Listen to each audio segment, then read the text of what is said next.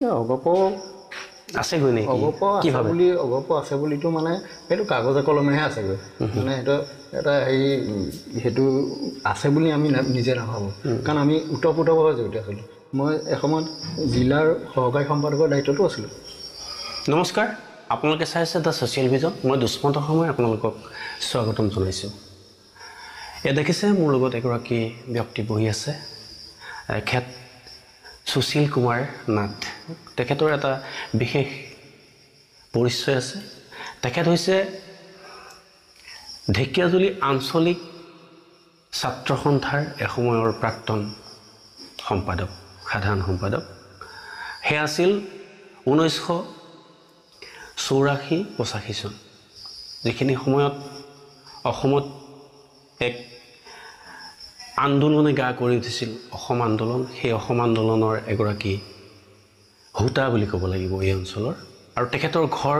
শোণিতপুৰ জিলাৰ ঐতিহাসিক জহামাৰীত ইতিহাস প্ৰসিদ্ধ এখন গাঁও ক'ব লাগিব আমি কাৰণ এই গাঁওখনত শ্বহীদ হৈছে সংগ্ৰাম কৰি পেলাই আন্দোলন কৰি পেলাই শ্বহীদ হৈছে শ্বহীদ ৰূপক নাথৰ গাঁও এখন অসম আন্দোলনৰ শ্বহীদ ৰূপক নাথৰ গাঁও এখন আৰু লগতে অসম আন্দোলনত আৰু বহু কেইগৰাকী শ্বহীদ হৈছিল 6 গৰাকীকৈ শ্বহীদ হৈছিলে এইখন গাঁও শ্বহীদৰ গাঁও বুলি কোৱা হয় তাতোকৈ ডাঙৰ কথা 1942 যি ভাৰত ত্যাগ আন্দোলন সেই আন্দোলনত জপিয়াই পৰা একাংশ ৰাইজে বাস কৰা এখন গাঁও সেইখন গাঁও মনবৰ নাথৰ গাঁও আচলতে মনবৰ নাথ এই গাঁৱত আছিল আৰু এই গাঁৱত ঢেকীয়াজুলিৰ যি শ্বহীদ হৈছিল 13 গৰাকীকৈ শ্বহীদ প্ৰথম গৰাকী শ্বহীদ মনবৰ নাথ তেওঁ কৰ্মভূমি আছিল ইয়াত জহামাৰী গাঁও আৰু এই সুশীল কুমাৰ নাথদাৰ পিতৃ এগৰাকী মুক্তিযোদ্ধা স্বাধীনতা সংগ্ৰামৰ মুক্তিযোদ্ধা আৰু মুক্তিযোদ্ধাৰ সন্তান হৈ পেলাই এগৰাকী যোদ্ধা সুশীল কুমাৰ নাথ সুশীল দা আপোনাক স্বাগতম জনাইছোঁ আপোনাৰ বিষয়ে ইতিমধ্যে মই আমাৰ দৰ্শকসকলক জনাইছোঁ যিখিনি পাৰোঁ আৰু বহু কথা জনাব লাগিব আপুনি আন্দোলন কৰিছিলে সংগ্ৰাম কৰিছিলে এখন ঐতিহ্যমণ্ডিত ঘৰৰ পৰা গৈ এটা পৰিয়ালৰ মুক্তিযোদ্ধাৰ পৰিয়াল প্ৰয়াত ধনীৰাম নাথৰ আপুনি কনিষ্ঠ পুত্ৰ আপোনালোকে সংগ্ৰাম কৰিছে তাৰপিছত ৰাজনীতিও কৰিছে অসম গণ পৰিষদ কৰিছে আছুৰ আন্দোলনৰ ফলশ্ৰুতিতে অগপৰ জন্ম এইটো আমি ক'বই লাগিব কি পালে কি নেপালে এই আন্দোলনত কেনেকৈ জড়িত হৈছিলে আপুনি সবিশেষ আমাৰ দৰ্শকসকলক জনাওক আৰু এটা কথা দৰ্শকসকল ক'ব লাগিব সুশীল কুমাৰ নাথ বৰ্তমান অসুস্থ তেওঁ ক'ব লাগিব শয্যাশায়ী তেওঁ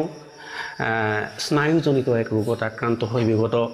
3 বছৰ ধৰি প্ৰায় 3 বছৰ তেখেতে এনেদৰে ঘৰতে আছে চিকিৎসাধীন হৈ তথাপিতো তেখেতে গোটেই খবৰ ৰাখিছে ৰাজনীতিৰ খবৰ ৰাখিছে নিজৰ শৰীৰৰ ৰোগক তেওঁ প্ৰত্যাহ্বান জনাই জীয়াই আছে আচলতে কোনো ধৰণৰ প্ৰলোভনে তেখেতক প্ৰলোভিত কৰিব নোৱাৰিছিল ৰাজনীতি কৰিছিল কিন্তু তেখেতে কৃষকৰ ল'ৰা কৃষক হৈ থাকিল একক কি আছে কথা ক'বলগীয়া আন্দোলন কৰিছিল তাৰপিছত ৰাজনীতি কৰিছিল তাৰপিছত এতিয়া আপুনি এনেদৰে যেন নিসহায় হৈ জীৱন কটাবলগীয়া হৈছে কওক নিসহায় ঠিক নহয় মানে নিজৰ যিটো ছাত্ৰ অৱস্থাৰ পৰা যিটো মানে জাতীয়তাবোধ জাতিৰ প্ৰতি যিটো প্ৰেম জাতিৰ প্ৰতি যিটো দায়িত্ব জাতিৰ প্ৰতি যিটো কৰ্তব্য মানে সেইটো এতিয়ালৈকে মানে ত্যাগ কৰিব পৰা নাই আৰু সেইটো নমৰালৈকে থাকিব জাতীয়তাবোধ যিটো সেইটো নমৰালৈকে থাকিব আৰু কোনো প্ৰলোভন কিবা কিবি অগম্ভৱে এইবিলাকে কেতিয়াও বিচলিত কৰিব নোৱাৰে আৰু এতিয়ালৈকে সেইটো আছে কাৰণে মানে মনত এটা মানে শান্তি পাই আছোঁ জীৱনত মানে ছাত্ৰ আন্দোলন 1979 চনৰ পৰা ছাত্ৰ আন্দোলনৰ লগত জড়িত মানে ছাত্ৰ সন্থাৰ লগত ক্লাছ 10ত পঢ়াৰ পৰা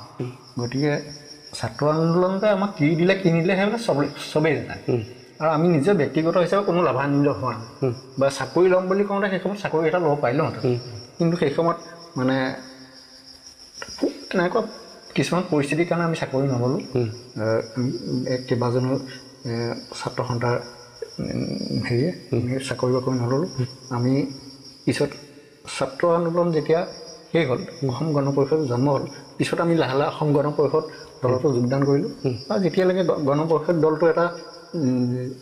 মানে জাতীয়তাৰ প্ৰতি এটা দায়বদ্ধ হৈ আছিলে তেতিয়ালৈকে আমি গণ পৰিষদৰ লগতো জড়িত কিন্তু এতিয়া দেখিলোঁ যে গণ পৰিষদও ঠিক সেইটো ভাৱত নাই এতিয়া আগৰ মানে সেইটো যিটো ভাৱমতি সেইটো নাই গতিকে আমি সেইটো লাহে তাৰ পৰা লক্ষ্য আৰু উদ্দেশ্যৰ পৰা ফালৰি হয় যাৰ কাৰণে আজি যি সোণৰ অসম গঢ়াৰ প্ৰতিশ্ৰুতি আছিলে সেয়া একোৱেতো এইবিলাকতো একো এটা শ্লোগানে এটা শ্লোগান আছিলে হয় একো নাই গতিকে আৰু সুবিধাবাদী অৱস্থান গ্ৰহণ কৰিলে বহুত নেতাই কৰিলে একেবাৰে মানে মুধাফুটা প্ৰফুল্ল মহন্তৰ পৰা আদি কৰি একেবাৰে আঞ্চলিক পৰ্যায়ৰ নেতালৈকে বহুতে সুবিধা গ্ৰহণ কৰিলে আচ্ছা আমি এই অসম গণ পৰিষদৰ কথা পাতিম কিন্তু এই যে যি আন্দোলন গঢ়ি উঠিছিলে আচলতে আন্দোলন অসমত কেইবাটাও ধাৰাত আন্দোলন হৈছে প্ৰথমতে মাধ্যম আন্দোলন হৈছে চাগে তাৰপিছত ভাষা আন্দোলন তাৰপিছত অসম আন্দোলনৰ শ্লোগানটোৱে বিদেশী এটা আছিল খাদ্য আন্দোলন এটাও হৈছিলে ৭৪ চনত হয় মানে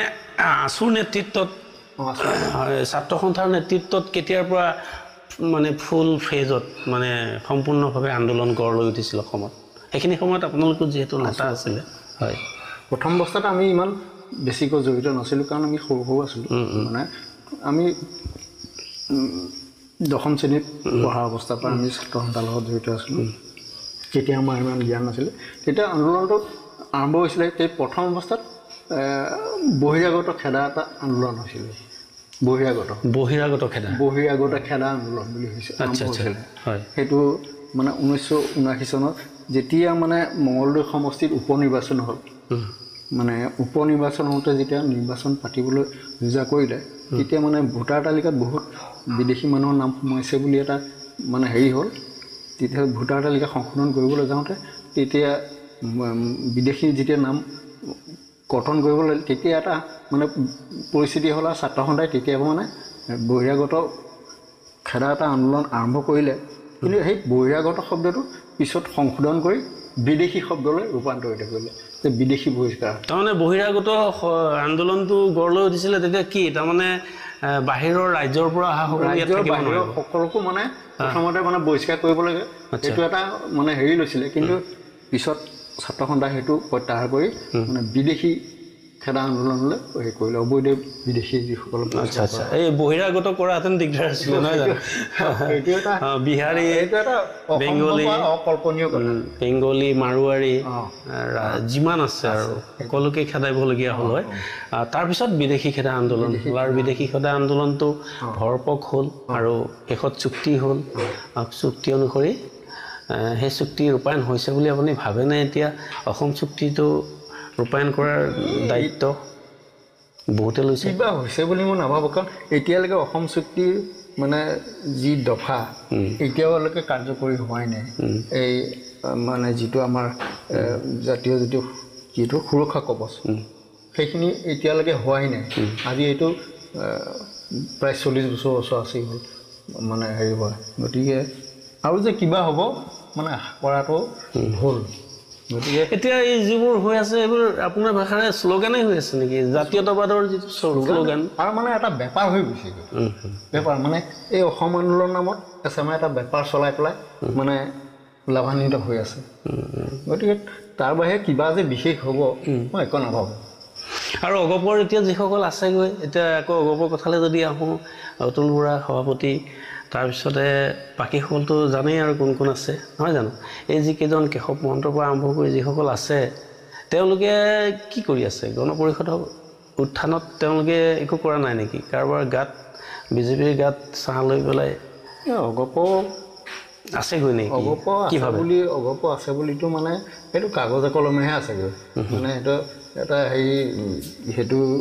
আছে বুলি আমি নিজে নাভাবোঁ কাৰণ আমি ওতঃপ্ৰোতভাৱে জড়িত আছিলোঁ মই এসময়ত জিলাৰ সহকাৰী সম্পাদকৰ দায়িত্বটো আছে অসম গণ পৰিষদৰ সভাপতি কোন আছিলে তেতিয়া সভাপতি অতুল শইকীয়া আছিলে হয় সম্পাদক ৰাপুনাথ আছিলে শোণিতপুৰ জিলাৰ কিন্তু তেতিয়ালৈকে মোটামুটি ঠিকে আছিলে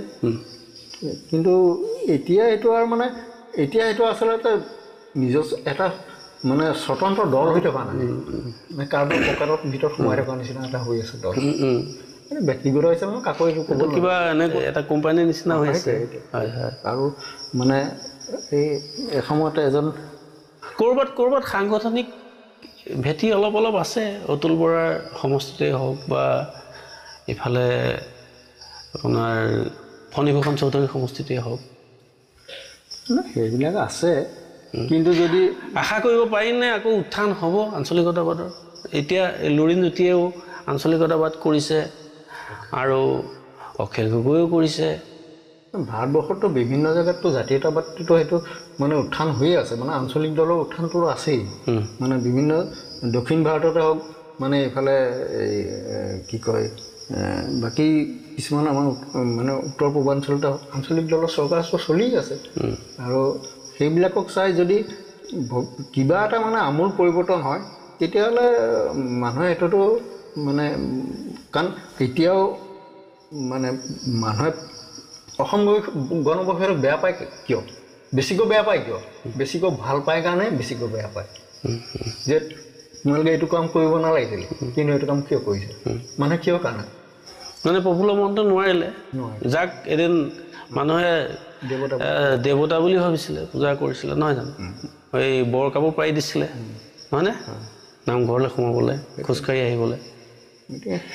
সেইটো দিন নাই মানুহবিলাকৰ মানে নিজৰ নিজৰ মুখাবিলাক যেতিয়া খোল খাই গ'ল তেতিয়া মানুহে সেইটো হেৰি কৰি থকা নাই তেতিয়া কি ভাবে আপুনি অসমৰ ভৱিষ্যত মানে ৰাজনৈতিক ভৱিষ্যতটো আপোনালোকতো সেইখিনি সময়ত বহুত ৰাজনীতি কৰিছে আৰু এতিয়াও আপোনালোকে যদিও আপুনি শাৰীৰিকভাৱে কিছু অসুস্থ কিন্তু মানসিকভাৱেতো আপুনি এতিয়াও ষ্ট্ৰং আছে আপুনিও এতিয়া খবৰ ৰাখি আছে আমি আহিছোঁ আপুনি টিভি চাই আছিলে আমি ব্যাঘাত জন্মাইছোঁ বাৰু আপোনাক আজি লেখা মেলাও কৰি থাকে মাজে সময়ে কি ক'ব মই অসমৰ ৰাজনীতিৰ কথা ক'বলৈ নাযাওঁ কিন্তু মই এটা কথাই ক'বলৈ যাওঁ জানো মানে সেইটো এতিয়াও মই লাগি আছোঁ সেইটো কথাটো মানে যিয়ে আহে মই তাৰ আগতো কওঁ কোনোবাই ভাল পাই বেয়া পাই মই সেইটো কথা কিয় নকওঁ মই আমি জাতীয়তাবাদী মানুহ আমি জানো যে আমাক মানে নিজৰ মানুহ লাগে জাতীয়তাবাদৰ ভেটিটো থাকিব লাগে মানে আমাৰ যিসকল মানে প্ৰতিনিধি মানে মানে জনপ্ৰতিনিধি সেইসকল আমাৰ মানুহ হ'ব লাগে আমি মানে লোকৰ তলত আমি তেনেকৈ মানে মচলাটো কেতিয়াও নিবিচাৰোঁ তাৰমানে আপুনি ক'ব বিচাৰিছে নেকি যেতিয়া ঢেকীয়াজুলি সমষ্টিত অশোক সিংঘাল আছে মই কেতিয়াও আমি এইটো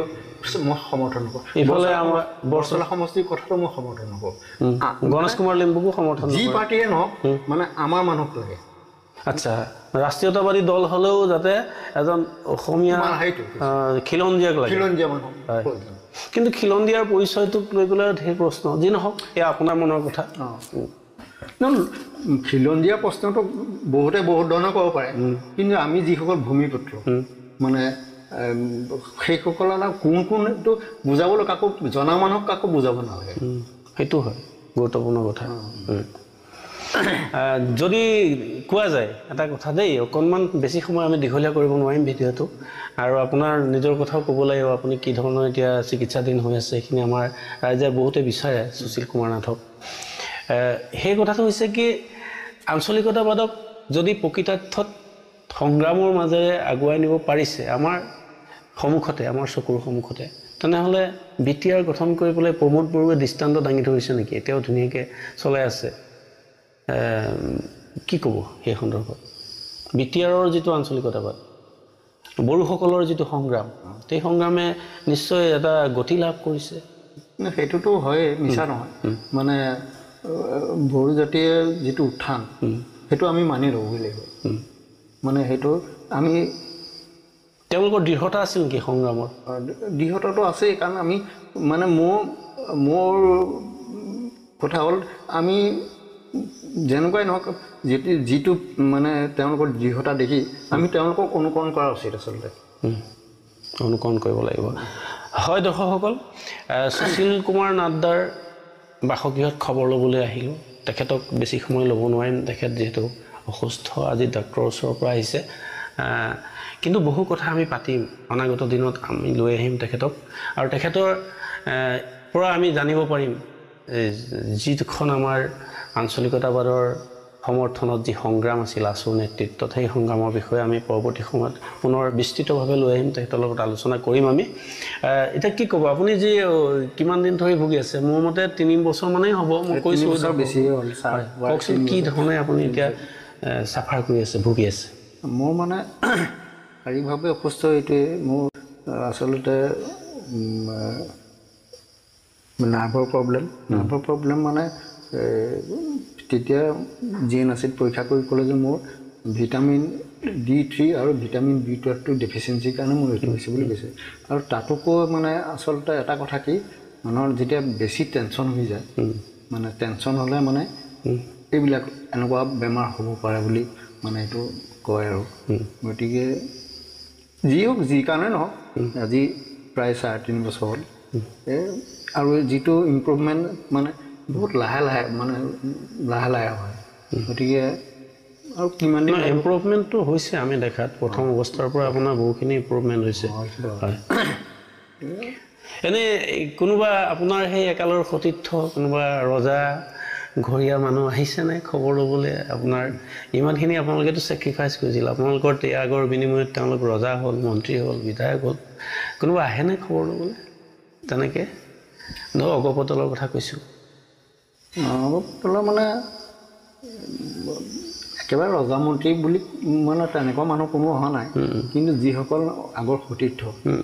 সেইসকল আহিছে বাৰু। সেইসকল নিশ্চয় আহিব। যি নহওক, দৰ্শকসকলৰ মাজলৈ আমি তেখেতক লৈ আহিছোঁ আৰু তেখেতৰ কথাবোৰ ধুনীয়া হৈ আছে আৰু আমি আশা কৰিম তেখেত সুস্বাস্থ্যৰ অধিকাৰী হওক, অচিৰেই তেখেত আকৌ আগৰ দৰে চলা ফুৰা কৰিব পৰা হওক, প্ৰাণৱন্ত হৈ উঠক, তেখেতৰ সময়বোৰ ভাল হওক, সেই আশা ৰাখিছোঁ। আৰু আপুনি ইমানখিনি সময় মোৰ লগত কথা পাতিলে তাৰ কাৰণে আপোনাক ধন্যবাদ। এই অনুষ্ঠানৰ পৰা বিদায় লৈছোঁ।